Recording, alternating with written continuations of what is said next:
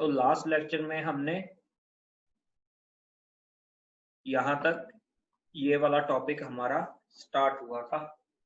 तो अगेन अब इसको थोड़ा, लास्ट टाइम कई स्टूडेंट्स को प्रॉब्लम थी कि फर्स्ट प्रॉब्लम जो स्टूडेंट्स को थी कि उनको सिस्टम कॉल समझ में नहीं आया था। ठीक है, तो व्हाट इज सिस्टम कॉल, पहले मैं बोल रहा हूँ उसको ध्यान से सुनना, फिर हम एक स्लाइड देखेंगे और फिर हम उसको अपनी इंटरप्रेट करेंगे कि सिस्टम कॉल का मीनिंग क्या है। What is the meaning of system call. User program को अगर कर्नल से कोई भी सर्विस लेनी है तो वो सिस्टम कॉल के थ्रू ही ले पाएगा। यूजर प्रोग्राम को अगर कर्नल की कोई भी सर्विस लेनी है तो वो थ्रू सिस्टम कॉल ही ले पाएगा। Without system call it can not take the help of kernel और take any commands or execute any commands for kernel। तो अब इस लाइन का मतलब क्या है हम इसको देखेंगे।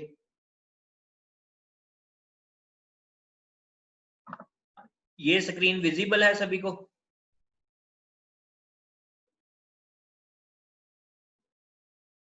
तो मैं अज्यूम करता हूं विजिबल है। Okay, so let us start. यहां पे यूजर प्रोग्राम है कोई,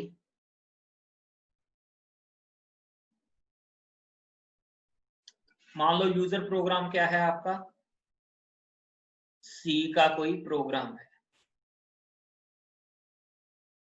ठीक है, उसमें आपने सी प्रोग्राम में आपने कंपाइलर को क्या दिया, प्रिंटफ फंक्शन। ठीक है, आप नॉर्मली करते हो प्रिंटफ हेलो। तो ये प्रिंटफ फंक्शन किसके लिए है, ये है सी के कंपाइलर के लिए। लेकिन सी का कंपाइलर क्या करेगा इसके लिए, कंसोल पे या स्क्रीन पे वो राइट करेगा ये वाला मैसेज हेलो। तो मतलब कंसोल मींस कंप्यूटर स्क्रीन, इसके ऊपर आपने हेलो प्रिंट करवाना है तो कर्नल की सर्विस की रिक्वायरमेंट है, तो ये एक सिस्टम कॉल जनरेट करेगा और कर्नल की सर्विस लेगा। ठीक है, अब जैसी ये सिस्टम कॉल जनरेट करेगा और कर्नल की सर्विस लेगा तो यहां पर क्या होगा, कर्नल मोड में इसके कॉरस्पॉन्डिंग आपने क्या करवाना है, राइट। एक राइट नाम का, अगर लिनक्स नाम का सॉरी लिनक्स ऑपरेटिंग सिस्टम है तो राइट नाम का फंक्शन पहले से ही रिटन है। तो प्रिंटफ फंक्शन ने कर्नल जो इसका कंपाइलर है पीछे से किस को कॉल करेगा, राइट फंक्शन को। राइट फंक्शन को वो कॉल करेगा। अब इस राइट फंक्शन ने क्या करना है, स्क्रीन पे लिखना है। तो मतलब सिस्टम कॉल जनरली किस फॉर्म्स में ऑपरेटिंग सिस्टम में यूज की जाती है, राइट फंक्शन, जो कोई भी फंक्शन हो। अब ये कैसा होगा, इसको हम बोलेंगे सॉफ्टवेयर इंटरप्ट्स, इनको बोलेंगे सॉफ्टवेयर इंटरप्ट्स। तो ये क्या है, आपके सिस्टम कॉल के थ्रू सॉफ्टवेयर इंटरप्ट आपका जनरेट हुआ और आपने कर्नल की सर्विस ली। तो इस कर्नल ने अब राइट सिस्टम कॉल एग्जीक्यूट कर दी। अब जैसी एग्जीक्यूट कर दी कंट्रोल फिर सी प्रोग्राम के पास जाएगा। क्लियर? तो अभी भी शायद कई स्टूडेंट्स को डाउट हो इसमें। ठीक है, माइक एनेबल कर दो यार, किसका माइक, स्टूडेंट्स का नहीं मैं करूंगा, आप चैट पे लिखो क्योंकि उसमें फिर प्रॉब्लम रहती है रिपीट कर देता हूं मैं, इसको मैं इसके ऊपर ही आज टाइम लगाऊंगा, रिपीट करूंगा मैं, ठीक है। देखो आपके पास हुआ क्या, चलो हम पहले स्लाइड में देख लेते हैं, ठीक है। अब सिस्टम कॉल में अगेन इसने क्या दिखाया है, प्रिंट एफ। यहाँ पे प्रिंट एफ फंक्शन की कहां पर लिख रहे हो, लेट अस सपोज a.c नाम का प्रोग्राम है, वहां पर आपने किया, रैम में एग्जीक्यूट किया आपने इस प्रोग्राम को। तो कंपाइलर ने पीछे से क्या करना है, अगर प्रिंट एफ लिखा हुआ है, प्रिंट एफ किस मोड में चल रहा है आपका, यूजर मोड में, क्योंकि यूजर प्रोग्राम है। लेकिन अब वो मॉनिटर पे आपकी कंप्यूटर स्क्रीन पे राइट करना चाहता है, कुछ मैसेज प्रिंट करना चाहता है, तो आपको कोई ना कोई सिस्टम कॉल चाहिए। लिनक्स ऑपरेटिंग सिस्टम या यूनिक्स ऑपरेटिंग सिस्टम में उस सिस्टम कॉल का नाम है राइट, उस सिस्टम कॉल का नाम है राइट। तो यहां पर आपने राइट नाम की आपके पास पहले से बना हुआ फंक्शन होगा। ये फंक्शन कहां पर पड़ा होगा, राइट नाम का फंक्शन, बेसिकली ऑपरेटिंग सिस्टम के कर्नल में। तो यहां पर आपको कोई पॉइंट जो नहीं समझ में आ रहा, दोबारा पूछो चैट में, जो नहीं समझ में आया।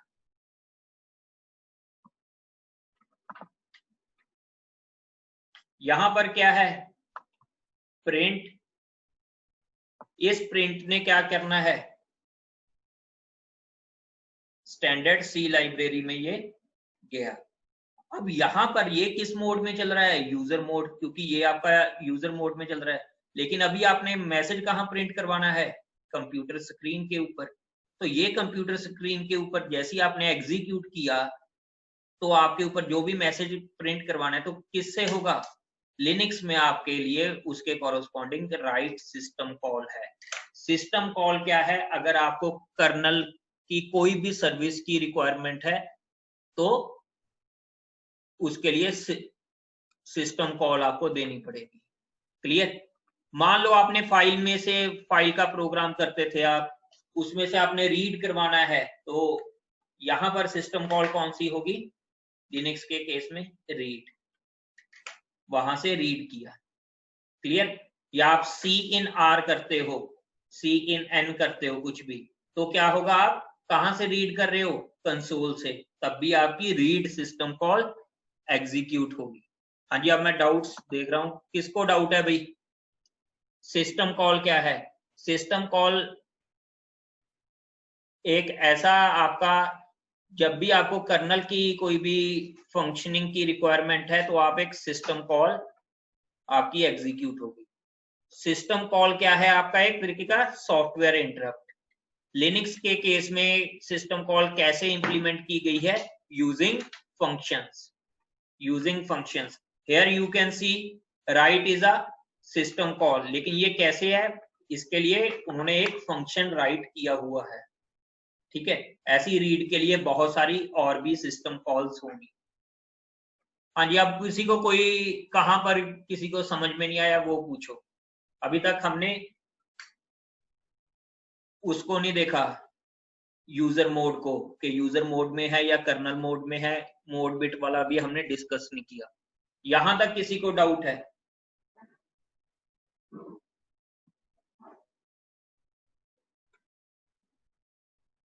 ट्रांजिशन कैसे हो रहा है यार, ये अगर आप इसको देखोगे,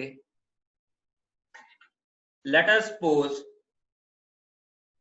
आप प्रोग्रामर हो,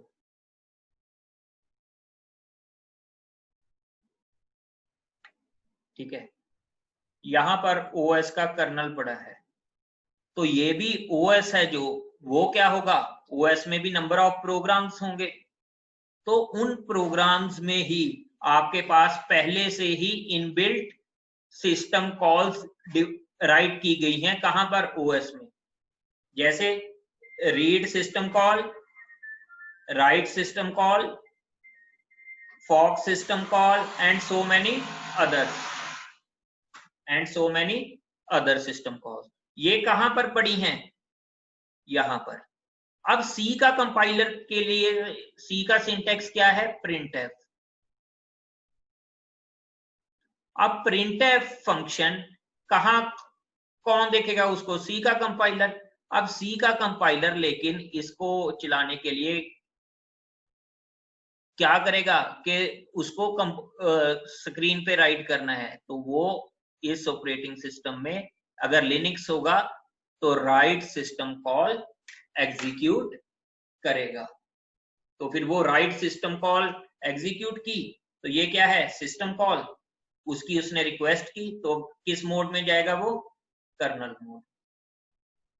क्योंकि कहां पर पड़ी है वो? इसमें। एग्जीक्यूट तो यहां से होगा ना वो। हाँ जी, किसी को अभी भी कोई डाउट हो? Any doubt? देखो सीधी सी बात है, आपने printf लिखा तो आप कहां पर लिख रहे हो? printf यूजर प्रोग्राम है। राइट कहां पर पड़ी है? ऑपरेटिंग सिस्टम में पहले से ही फंक्शन बना हुआ पड़ा है जिसको हमने सिस्टम कॉल का नाम दिया है, क्योंकि ये सिस्टम की के लिए फंक्शन लिखे हुए हैं जेनरिक। तो आपने जैसे printf को कॉल किया तो सी लाइब्रेरी में गया, स्टैंडर्ड सी लाइब्रेरी में। इसके अंदर जो printf फंक्शन लिखा होगा उसमें क्या होगा? आपके पास राइट सिस्टम कॉल को कॉल किया गया होगा। ये भी एक पॉसिबिलिटी है कि एक फंक्शन के साथ आपकी मल्टीपल, जैसे कंपाइलर में यहाँ पे printf है, कोई और फंक्शन हो तो उसमें मल्टीपल सिस्टम कॉल्स भी वो ऑपरेटिंग सिस्टम की इन्वोक कर सकता है। हाँ जी निखिल, चैट में पूछो आप जो पूछना है। कंपाइलर देखो बेसिकली क्या हो रहा है, आपके पास .exe फाइल बनी है जो रैम में होगी।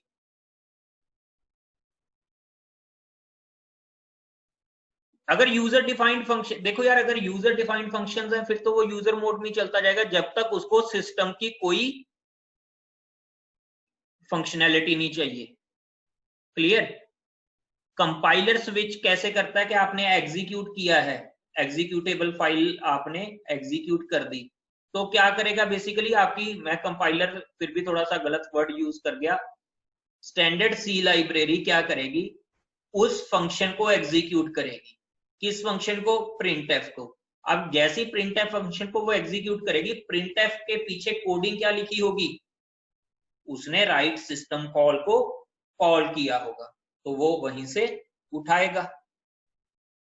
क्लियर? क्लियर है ये? Any doubt?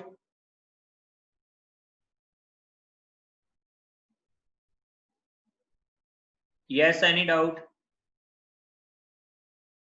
लाइब्रेरी में है ना फंक्शनैलिटी। अगर मैं बोलता हूं hash include IO stream, hash include stdio, तो उसमें printf पड़ी है आपकी।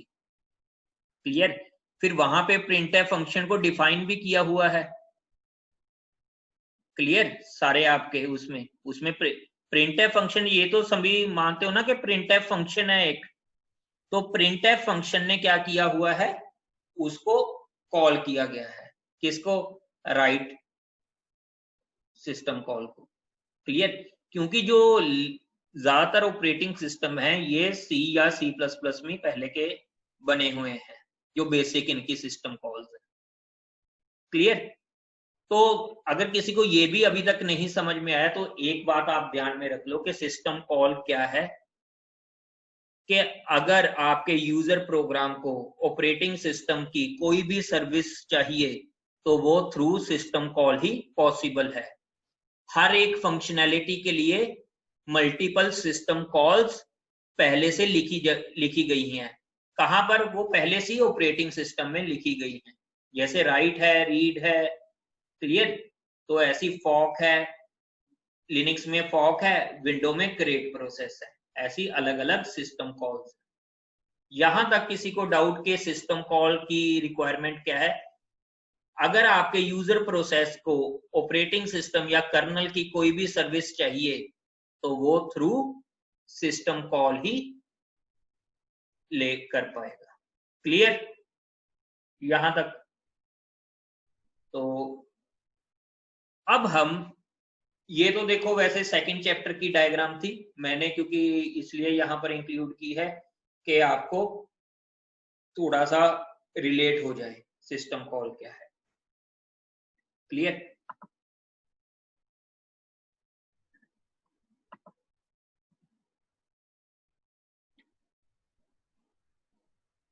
अब बारी आ गई कि इस डायग्राम का मतलब क्या है।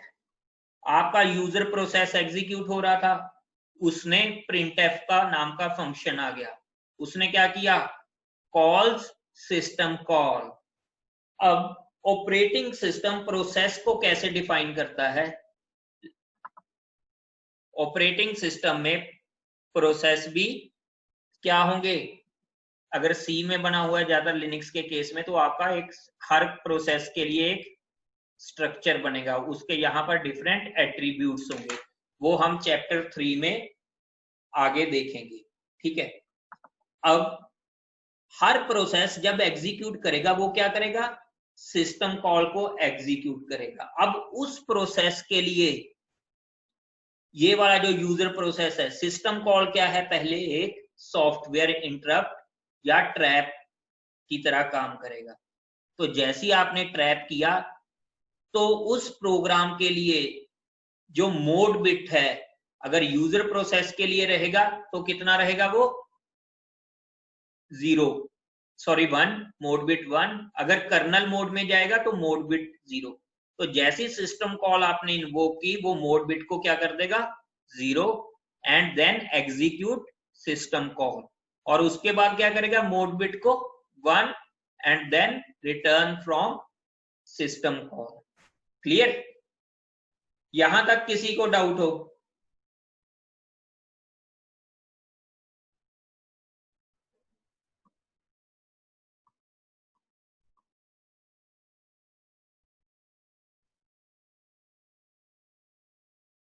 देखो, अगर तो आपके पास मल्टीपल प्रोसेसर्स हैं, ठीक है, तो अगर वो यूजर मोड में है तो उसको सीपीयू की तो रिक्वायरमेंट है अगर एग्जीक्यूट हो रहा है तो, सॉरी अगर सिंगल प्रोसेसर है तो एक बार प्रोसेसर में कौन सा चलेगा, एक ही प्रोसेस, ठीक है, एक बार के लिए। अगर वो यूजर मोड में है देन दिस, और आप ये बोल सकते हो कि मल्टीपल प्रोसेसेस अगर, या मल्टी प्रोग्रामिंग के केस में क्या होगा, आपके पास हर प्रोसेस के लिए अलग मोड बिट सेट होगी, क्या वो किस मोड में चल रहा है। ट्रैप क्या होता है, software interrupt. Trap is software interrupt. Interrupt है, सिस्टम कॉल आपने एग्जीक्यूट की तो उसने एक ट्रैप या एक सॉफ्टवेयर इंटरप्ट दिया, क्योंकि हर आजकल आपका ऑपरेटिंग सिस्टम क्या है, इंटरप्ट ड्रिवन। क्लियर?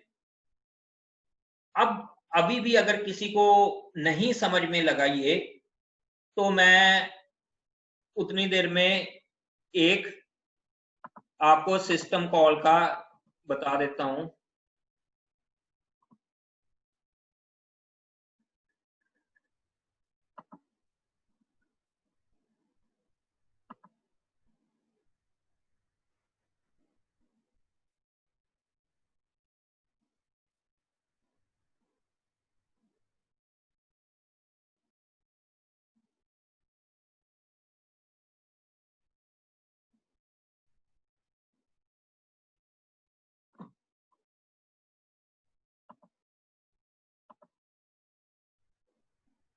देखो, ये मेरे पास लिनक्स ऑपरेटिंग सिस्टम है यहां पर। क्लियर? अब यहां पर मेरे पास ये लिनक्स ऑपरेटिंग सिस्टम है, तो मैंने एक प्रोग्राम लिखा सी का,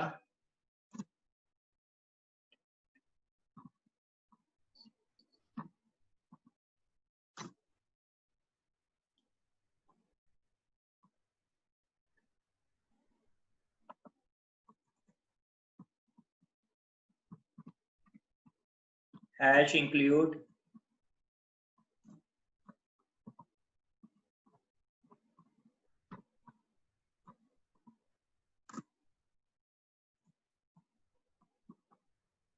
void main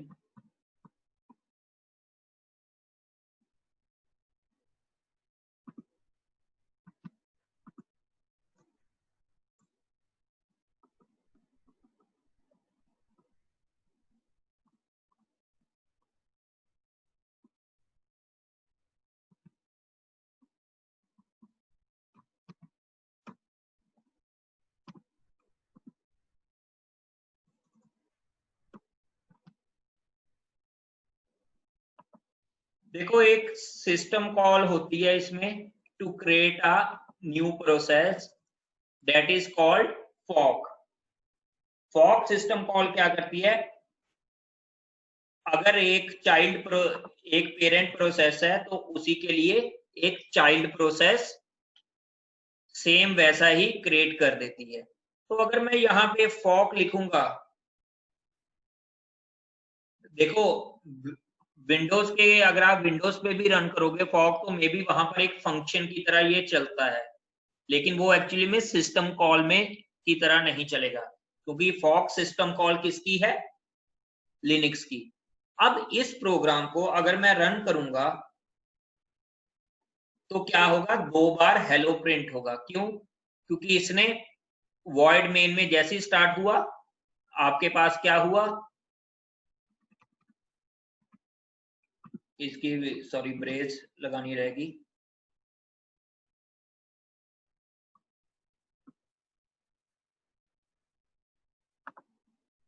ठीक है, तो आपके पास क्या होगा, ये प्रोग्राम है।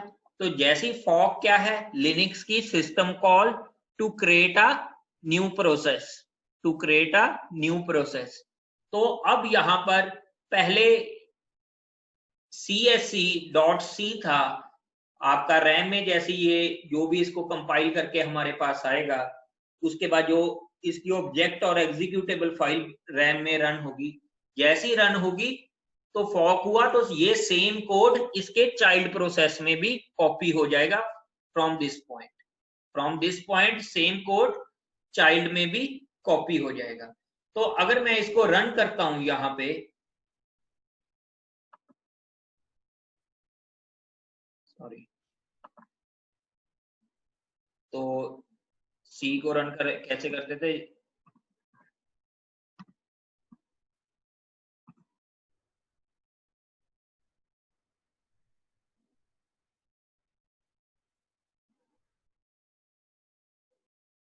सॉरी फॉक के लिए हमें सिस्टम कॉल देनी पड़ेगी।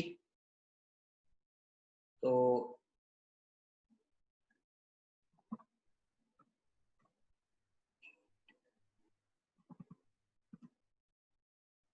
हाँ जी, सभी को इंक्लूड करने के लिए कौन सी होती है आपके पास, hash include, anybody should type bits, क्या होती है वो, कोई मुझे टाइप करके बताए, बिट्स स्लैश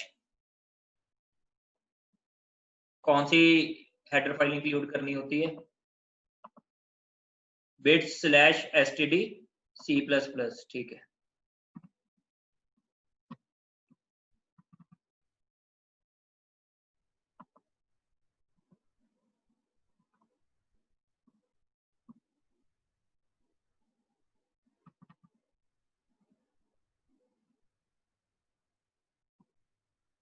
ठीक है,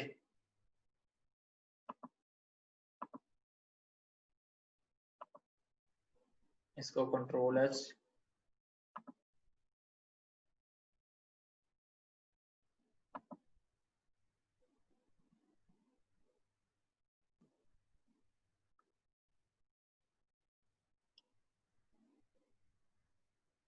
एक मिनट।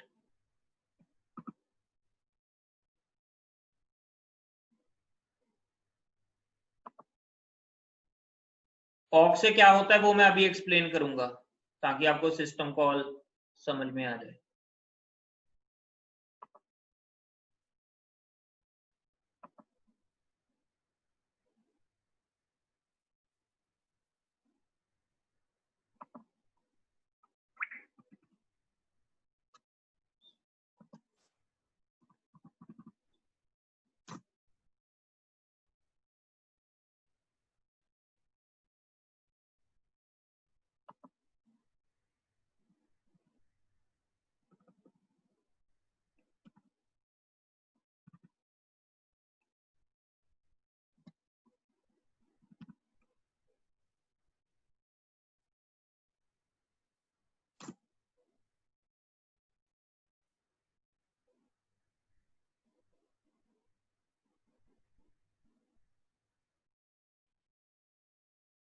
Wait a minute.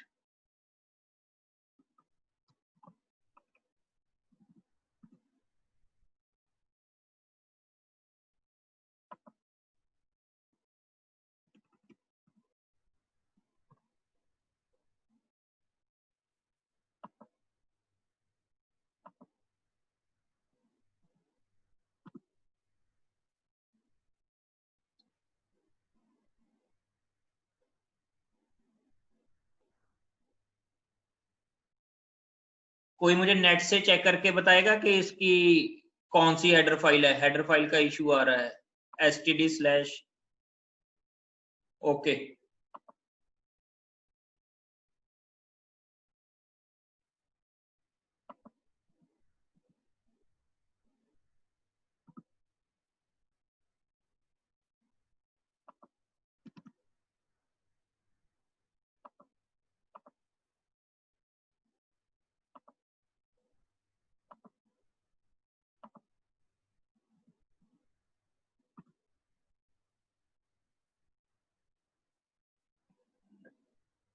एक मिनट, मैं इसको नेट से इसकी हेडर फाइल चेक कर लूं, मैंने आपको बताना था।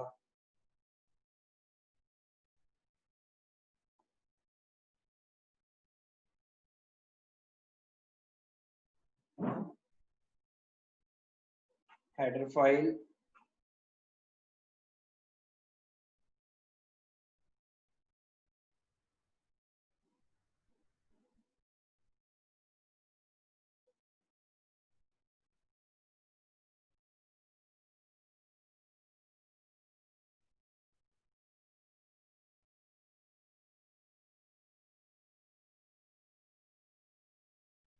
is sys/types.h, sorry,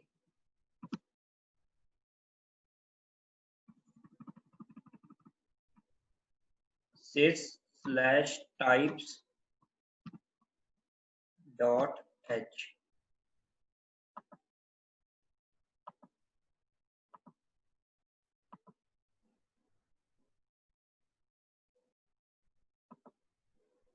ओके,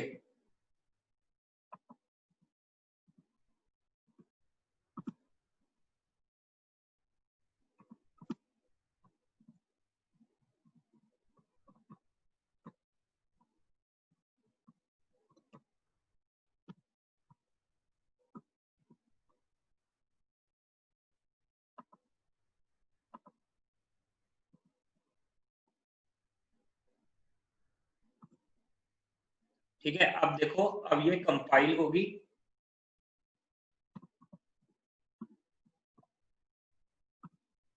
अब ये देखो, how many times hello got printed? 2 times. May be ये अभी विंडोज पे चल रहा हो आपका प्रोग्राम, क्योंकि वो फॉक को एज अ विंडो फंक्शन ले ले, लेकिन एक्चुअल में फॉक क्या है? यहाँ पर सिस्टम कॉल है, किसकी? लिनक्स की।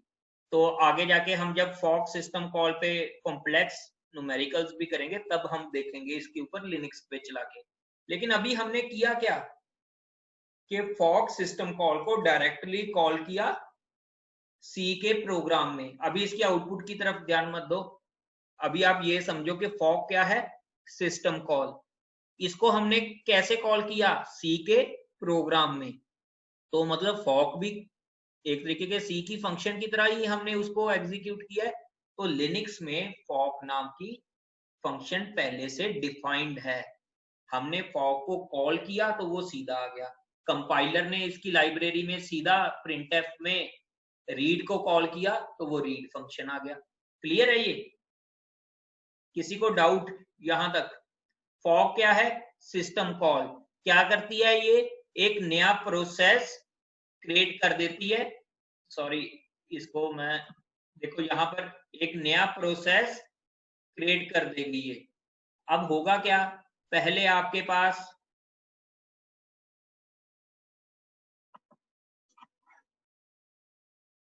पास यहां पर एक पेरेंट प्रोसेस है। दैट पेरेंट प्रोसेस कौन सा होगा? मान लो मैं कह रहा हूं कि csc1.o नाम की आपकी फाइल थी जो आपने एग्जीक्यूट की, वो आपका पेरेंट प्रोसेस है। जैसे ही आपने फॉक लिखा, ये इस पॉइंट से क्या करेगा? नया प्रोग्राम लिख देगा प्रोसेस का। वो कैसे चलेगा? इस पॉइंट से के बाद से। तो उसमें क्या होगा? ये।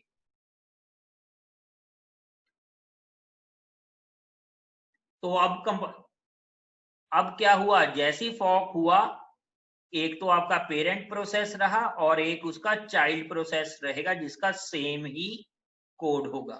तो इसलिए हमारे पास आउटपुट क्या आई, 2 बार हेलो। जिसको ये फॉक अभी समझ में भी नहीं आया, कोई इसकी वो बात नहीं, इसके ऊपर हम आगे जाकर काफी न्यूमेरिकल्स भी करेंगे। लेकिन अभी के लिए ये समझो कि सिस्टम कॉल क्या है, सी के इनबिल्ट फंक्शंस होंगे लिनक्स में, जिसको हमने डायरेक्टली हम कॉल करते हैं, या हमारे लिए सी की लाइब्रेरी या यूजर प्रोग्राम्स के लिए अगर और लैंग्वेज में लिखा है एपीआई इंटरफेसेस आपके होते हैं।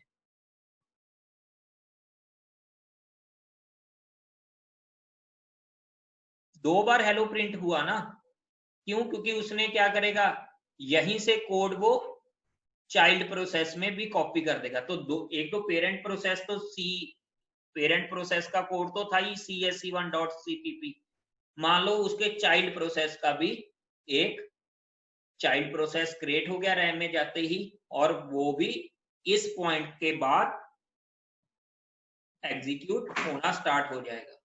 क्लियर? एक और प्रिंट एफ लिखेंगे, हाँ बिल्कुल, यहां पर अगर आप एक और प्रिंट एफ लिखेंगे तो आपका मल्टीपल टाइम्स वो चलेगा।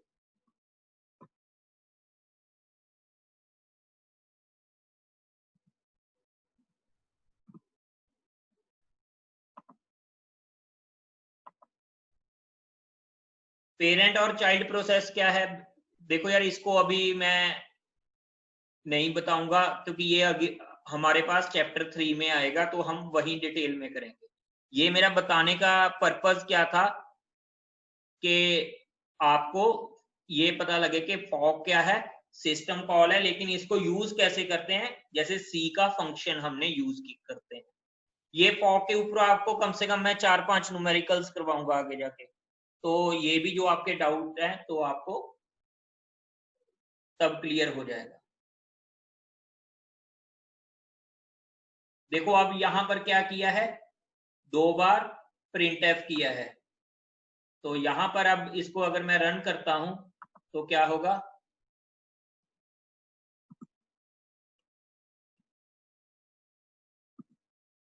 देखो कितनी बार हेलो प्रिंट हुआ, 4 टाइम्स। कितनी बार हेलो प्रिंट हुआ, 4 टाइम्स। अब यहाँ मल्टीपल टाइम्स ही लिखा है ना, लेकिन ये एक्चुअली में इसका प्रोसीजर क्या है, तो मैं आपको कहूंगा कि अभी वेट करो, ठीक है, क्योंकि इसका कंप्लीट अलग से है, तो मैं इसका कंप्लीट आपको बता दूंगा। ये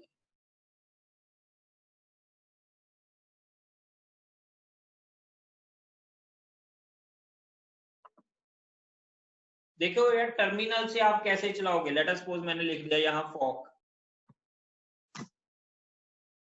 ठीक है, ये तो शेल इंटरप्रेटर है, इसको वैसी फॉक नाम की कोई कमांड मालूम ही नहीं है। कमांड किसके थ्रू जाएगी आपकी, शेल के थ्रू। क्लियर? कमांड किसके थ्रू जाएगी, शेल के थ्रू। क्लियर? आपने इको लिखा यहां पे, अब इसने हेलो यहां पे प्रिंट किया, एक्चुअली में क्या हुआ, आपने इको लिखा, इको ने कौन सी कमांड चलाई आपकी, सॉरी कौन सी सिस्टम कॉल एग्जीक्यूट की, राइट सिस्टम कॉल, तो उसने वहां से आपको दिया। तो आपको ये देखना पड़ेगा ना आप कैसे उसको बता रहे हो। क्लियर? वो तो आपका देखो, एक्चुअली जो स्टार्टिंग वाला आपने याद रखना है कि शेल क्या होती है, कर्नल और यूजर के बीच में इंटरफेस। शेल क्या होती है, कर्नल और यूजर के बीच में इंटरफेस, तो वही आपको इंटरफेसिंग प्रोवाइड कर रही है। तो एक्चुअली में तो अगर लेकिन इसने कर्नल की कोई सर्विस लेनी है, तो हर शेल की कमांड को क्या करना पड़ेगा, सिस्टम कॉल कोई ना कोई एग्जीक्यूट करनी पड़ेगी। क्लियर?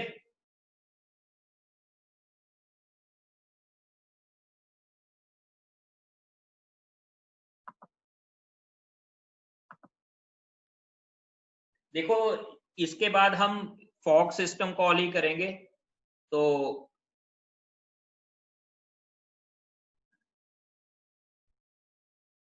नहीं, echo will not will be a similar service like fork. देखो फॉक में तो आपके लेट अस सपोज आपने एक मल्टीप्लाई का प्रोग्राम बना रहे हो, आगे फॉक के बाद आपके पास और भी सिस्टम कॉल्स हैं, जैसे आपके पास एग्जीक्यूट सिस्टम कॉल है जिसमें आप चाइल्ड प्रोसेस का कोड भी बदल सकते हो। तो इको तो पहली बात, फॉक कोई सिस्टम कॉल है ही नहीं है। इको क्या है? कमांड। किसके लिए? शेल के लिए। शेल इको जैसी आप कॉल करोगे तो फॉक को फॉक नहीं सॉरी राइट को सिस्टम कॉल को एग्जीक्यूट करेगा। वहां तो फॉक का कोई लेना देना ही नहीं है इको कमांड में। इको तो जस्ट प्रिंटिंग के लिए है ना। क्लियर? अब कईयों को ये समझ में भी नहीं आया, तो इसको हम नेक्स्ट लेक्चर में वो करेंगे ही करेंगे। लेकिन अभी यहां पर देखो, यहां पर क्या किया हमने, user process execute call system call और then return to system call. ठीक है। Timer is set to interrupt the computer after some time. मान लो यूजर प्रोसेस कोई कर्नल की सर्विस ही नहीं ले रहा, तो वो क्या करेगा, सारे का सारा टाइम यूजर प्रोसेस आपने ऐसा लिख दिया कि वो सिर्फ यूजर प्रोग्राम मोड में ही चलता रहे। तो कर्नल मोड में ऑपरेटिंग सिस्टम तो के पास तो कोई कंट्रोल रहेगा ही नहीं। तो ऑपरेटिंग सिस्टम जनरली क्या करता है, एक टाइमर सेट कर देता है कि इतने सेकंड्स या इतने यूनिट ऑफ टाइम के बाद तो हर जो आपका प्रोसेस है वो कर्नल मोड में जाए ही जाए। क्लियर? इतने प्रोसेस के बाद तो हर आपका जो प्रोसेस है वो कर्नल मोड में जाए ही जाए। तो ये किसकी बात होगी? टाइमर की। क्लियर? टाइमर किस लिए जरूरी है? वरना यूजर प्रोसेस कोई ऐसा आपका लिख दे जो कि क्या करेगा, हमेशा यूजर मोड में ही रहता रहे, तो ऑपरेटिंग सिस्टम के पास तो कंट्रोल ही नहीं जाएगा, क्योंकि वो कर्नल मोड में तो जाएगा ही नहीं, क्योंकि उसने कोई सिस्टम कॉल ही नहीं एग्जीक्यूट की। तो इसलिए ऑपरेटिंग सिस्टम कुछ देर बाद अपना उस प्रोग्राम के लिए अपना कंट्रोल रखने के लिए टाइमर सेट करता है। अब इसमें एक पॉइंट पेंडिंग है कि वर्चुअल मशीन के केस में क्या होगा। अब जैसे मैंने यहाँ पे आपको वर्चुअल मशीन दिखाई थी, कहाँ गई वर्चुअल मशीन? यहाँ ये रही। अब यहाँ पीछे से तो एक कर्नल की सर्विस भी ले रहा है, तो यहाँ पर कैसा मैकेनिज्म होगा? देखो, जो यहाँ पे मेरी वर्चुअल बॉक्स चल रहा है ये बेसिकली क्या है, एक यूजर प्रोग्राम। अब इस यूजर प्रोग्राम में एक वर्चुअल कर्नल मोड में भी है और एक वर्चुअल यूजर मोड भी है। क्लियर है ये बात? ये जो मेरा वीएम वेयर है, क्या ये यूजर प्रोग्राम है या नहीं, इसमें किसी को डाउट हो? वर्चुअल बॉक्स क्या यूजर प्रोग्राम है या नहीं? हाँ जी, यस या नो बोलो, क्या वर्चुअल बॉक्स यूजर प्रोग्राम है या नहीं?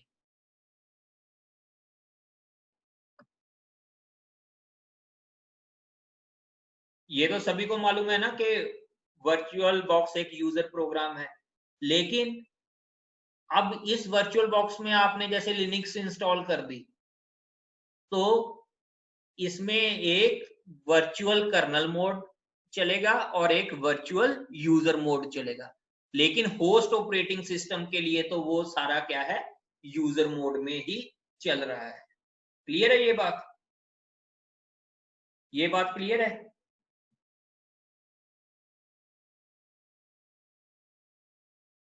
तो ये हो गया आपकी सिस्टम कॉल की बात। यहां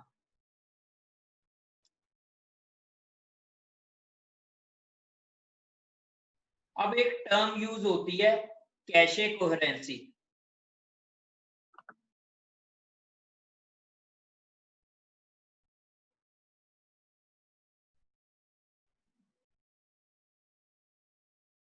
इसका क्या मतलब है? मतलब क्या है कि आपके पास लेट अस सपोज 2 CPU हैं सिस्टम में, या डुअल कोर है। हर सिस्टम की अपनी यहां पर कैशे है, और यहाँ पर इसके रजिस्टर्स होंगे, ठीक है। अब आपके पास एक वेरिएबल स्टोर्ड है हार्ड डिस्क में x इक्वल्स टू 5। यहां पर आपके दो प्रोसेसेस हैं P1 एंड P2। एक कर रहा है x equals to x minus 3, एक कर रहा है x equals to x plus 2। अब P1 प्रोसेस CPU 1 के पास चला गया, P2 प्रोसेस CPU 2 के पास चला गया। क्लियर?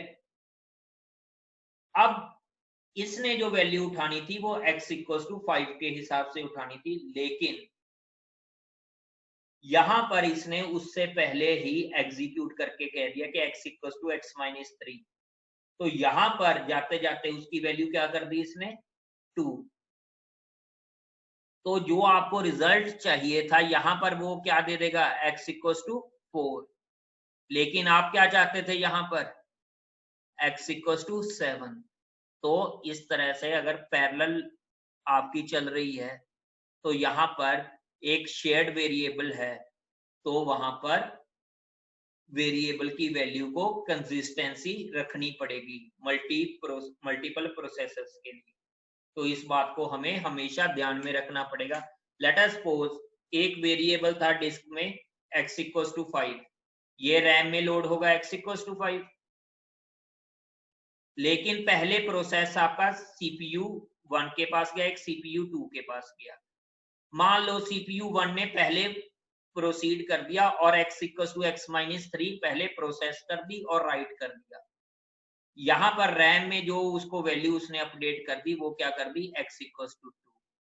तो CPU 2 कौन सी वैल्यू उठाएगा, x इक्वल्स टू 2।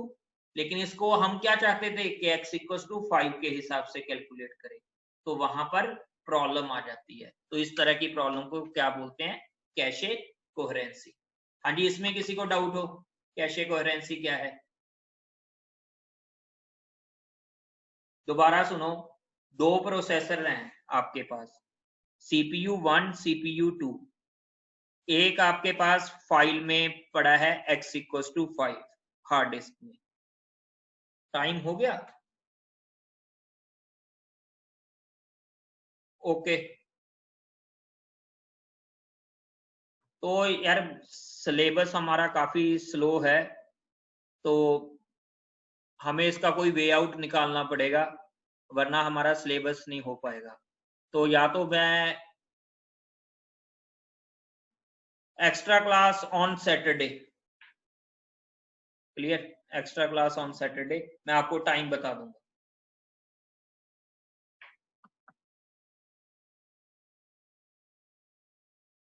ओके।